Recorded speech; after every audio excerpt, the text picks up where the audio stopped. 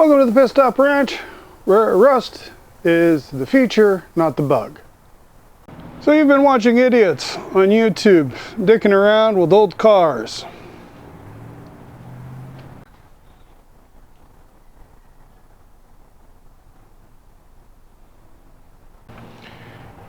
And you're itching to go out and buy a project car and get started yourself.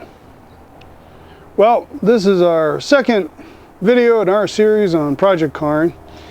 And in this episode, this installment, we want to discuss with you what we think are important to consider before you actually plunk down your hard-earned cash on some rusty old Hulk that you're planning on dragging back and sticking in the yard and causing the neighbors to become increasingly concerned about your mental health.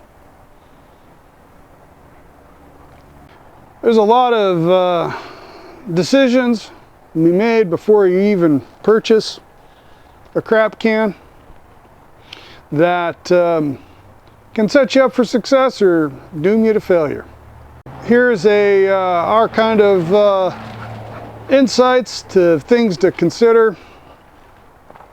Our list of don'ts and do's of project caring before you actually buy the car. It is easy, after watching your favorite automotive repair, restoration, themed reality TV show, that dysfunctional crew exploding and fighting over every little small setback. You don't know what the hell you're talking about. I know what I'm doing. As long as I have. How long have you been doing this? At least as long as I have. I'm telling you, I'm doing it the right goddamn way. How to do that? You just look at what you're talking about. I can't believe you could make such a trivial, simple, stupid mistake. You're wrong. You've got to come to terms with it. You just don't know what the hell you're talking about. I've been doing this at least as long as you can. By the end of the episode, they've managed to complete the car in time for the all-important show, to be able to sell it to the fat-walleted collector / customer and save the shop. All the while thinking to ourselves, if those idiots can do that, well, heck, I might take twice as much time, but I bet I can do at least as good. Yep, been there, done that. The reality of tinkering on old junk is it takes time and money. And you can trade a little bit of time for money and money for time, but the recipe is there. It takes time and money to work on this stuff. Now, your budget of time and money, what you think it's going to be when you begin, is going to be optimistic. It's going to take more time and more money before you're done. However, being somewhat aware of that going in is going to help you out a lot when the inevitable does occur. You got to roll with it. As we progress, we'll show you some of the things that we do in future videos to try and reduce the cost. Of course, what we're doing is we're putting labor in, our own labor in, instead of paying for someone else's labor. We are making parts as much as we can, or reusing old used parts as much as we can, as opposed to buying spanking brand new ones that cost a lot of money. But in a nutshell, that's how you save money doing this. Do the work yourself. And don't always have to buy the fanciest new thing out there. In our first video in this series, we discussed taking an inventory of skills, tools, and space. Of course, these are all your resources. Add money to that, and that's your resources. Time, that's your resources. Be realistic, be honest about it, but at the same time be willing to stretch a little bit. Not too much, stretch a little bit. That way you're going to pick up new skills, you're going to pick up new tools, you're going to pick up, maybe figure out a solution to your space issue, a workable solution to your space issue. You can get YouTube certified and some new skills you didn't have before. And don't get discouraged when you fail 3, 5, 9 times out of 10. Of course, that's the reason why you're stretching yourself. That's how you learn.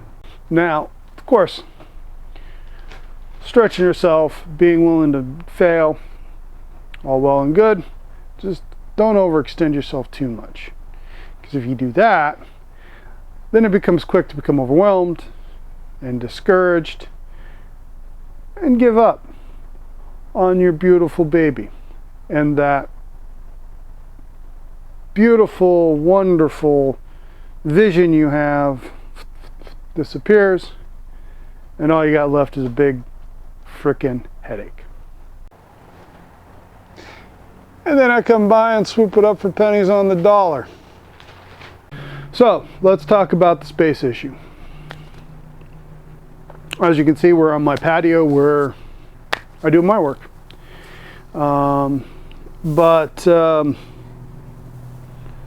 Major projects require serious space commitment.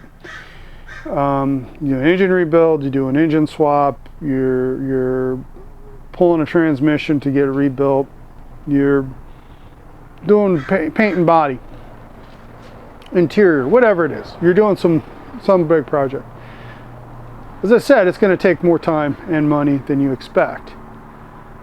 However, you add on top of that the fact that a car blown apart takes up 10 times as much space as a car assembled.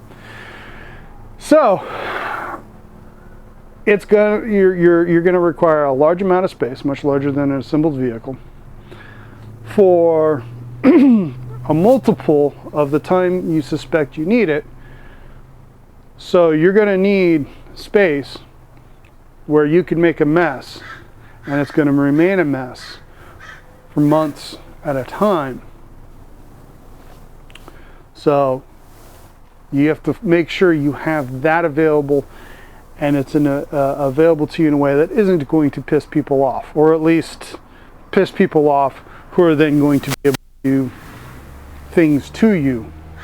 If you're living in an apartment, the property management is not going to be very receptive to you doing an engine swap in the carport. In fact, they're going to be downright discouraging. So where they might let you do basic maintenance, assuming you don't make a mess, you get it done quickly. Basic repairs, changing an alternator, changing a fan belt. They're probably, I can almost assuredly tell you, they're not going to let you work on a project car, do a project car in your parking spot. That's how we got both the 65 Mustang and the 1968 Pontiac Le Mans. Management told the owners at the time that they needed to get rid of them or else.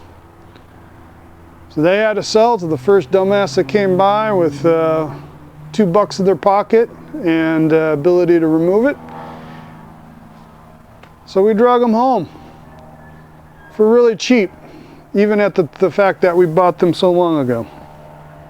And if you attempt, they're highly likely to give you a notice that you've got 3 weeks to get rid of the car, or they'll get rid of it for you. And unfortunately, the same goes if for you who are renting houses. The homeowners or the house owners, let's say, because it's your home, it's their house. The property owners, the property managers, they're as concerned about maintaining the property value, more so than, well, I am. And they're going to be more concerned about what it's going to cost to get the property into shape to be able to turn around and rent it to the next person after you, even if you're not planning on going anywhere, and they're not planning on getting rid of you. That is a thought that's in the back of their head, that at some point they're going to have to clean up the property and either sell it or rent it out again. So they're not going to be any more receptive to you working on your crap can for an extended period of time than an apartment complex. Granted, you might be able to get away with it a little easier, you know, if you could drag it behind a fence or into a gate or work on it in a garage. But the net effect is, if they find out, which they probably will, again, you're going to get that you have 3 weeks to get rid of this, or we'll get rid of it for you note. Also, if you live in a homeowners association, there's probably bylaws limiting what you can and can't do on your own vehicles on your own property. And of course, then there are likely blight laws with regards to the city or county with which you live in, that these rules and laws exist, and there are mechanisms to enforce them, which will generally cost you money and headache and pain and suffering. Of course, there's uncodified issues that aren't necessarily written up in any books, but can and will make your life painful. And what I mean specifically is your relationship with your neighbors. All of these blight laws and so forth and homeowners association rules are an attempt by nosy, pushy, uppity neighbors to keep people like us down and prevent us from chasing our dreams in the veiled attempt to maintain property value. So you want to keep good relations with your neighbors even if your yard looks like a junk heap, especially if your yard looks like a junkyard. Because if they're not complaining about your mess, then odds are, even if there are blight laws, they ain't necessarily going to come after you. But if they do start complaining about your mess, then you can get in a lot of trouble. Now, I'm really lucky I got amazing neighbors. They're really understanding about my affliction and respect my privacy, and in return, I'm real friendly and helpful to them, but gosh, I respect their privacy too. What's that smell? Oh, I think I know what it is. Kind of early for that, but you know. Oh, coming from over there, not my problem. Okay, so before you drag home that bare shell of a car that you're going to build your ultimate drift missile out of, make sure you have a place to work on it where you're going to have months, maybe even years, where it can be stored and available, and you can make a mess where it isn't going to cause a lot of heartburn problems with the property owner or management or whomever. Options are rent space that in a place that it's zoned or it's allowed. Make arrangements with like-minded friends and family. Just find a place that you can blow it apart, that is secured, that isn't where you're not going to have to worry about vandalism, things disappearing, where the owner of the property, if it is not already you, doesn't mind the mess or is willing to deal with cleaning up the mess upon the completion of your project. So make sure you do that before you drag it home. Now, downside of sharing space or trying to make arrangements of space that you do not possess yourself, that isn't adjacent or co-located with your domicile, is making arrangements that with the owner about the times you can come over and work on it, tool usage, whether you have to bring your own, you can borrow theirs, whatever the case may be, all of which creates an inhibiting factor on working on your beloved crap can. So also keep that in mind. Plus, if you're working in someone else's place, their patience is not infinite. You have to put in the effort. You have to go in and work on it a few times a week to show and make progress on it, or else after a while they're going to get sick of storing your crap and you're going to lose the vehicle. Now let's talk tools. And I don't really mean him. What I mean is, when you're looking at the Hulk that you're going to drag home, start working on, see what kind of work it needs. Look at it. Really look at it. Once again, that realistic inventory. What's the realistic inventory of things that need to happen to that chassis? And do you realistically have the tools and or skills to do that? Again, challenging yourself, great thing. Too much of a challenge, you're not going to complete it. You're going to feel like crap for even trying. So, if the vehicle is, the floors are rotted out and there's big bubbling rust gaping holes at the bottom of the quarter panels, the only way to fix that is with angle grinder, cut off death wheel, plasma cutter, and a good welder, good MIG welder. If you don't have those items and you can't afford to pay the tens of thousands of dollars to pay someone else to do that work for you, you might want to pass on that Hulk. Now, if you want to learn how to weld sheet metal, buying a rusty old pile, a great way to learn, because you're gonna have to. And of course, before you drag anything home, know the laws, the rules, the bylaws, everything about where you live, what governs, what is the motor vehicle code for your region, your state, your country, whatever it happens to be. We already covered, you need to understand what limitations, what laws you need to worry about regarding working on your vehicle on your property or where you live.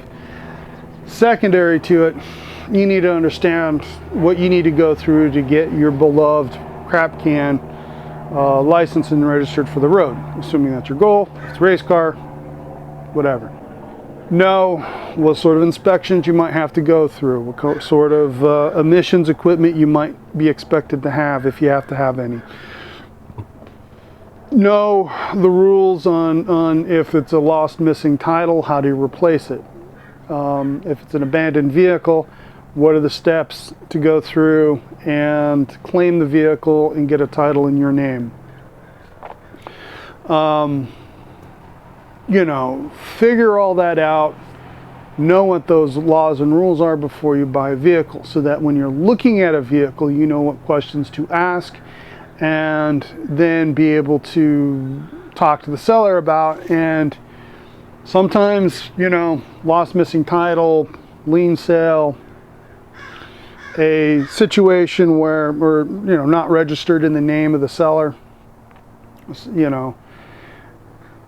those can become insurmountable for some people, but other people who understand the laws and rules and have the right, know the right course of action, the correct forms to fill out, understand the bureaucracy, can turn around and pick those things up and can negotiate the price down even further to almost nothing, get those vehicles, turn around, do the legal mumbo jumbo, two-step, and get those vehicles registered in their name. Again, it might be an insurmountable problem for you.